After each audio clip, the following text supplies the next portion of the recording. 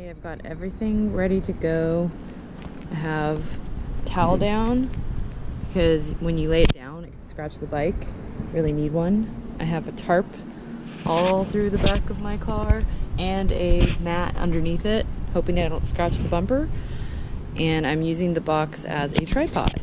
I'm going to time it. It says it's about 2 o'clock right now, and let's see how long this takes me to get in the trunk.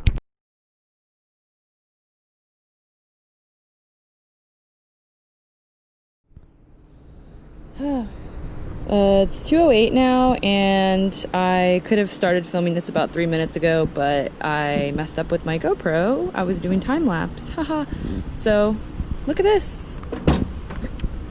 It fit and had room for the rest of the equipment.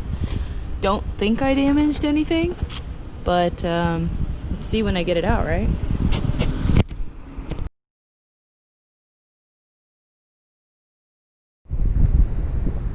The time is now 2:19.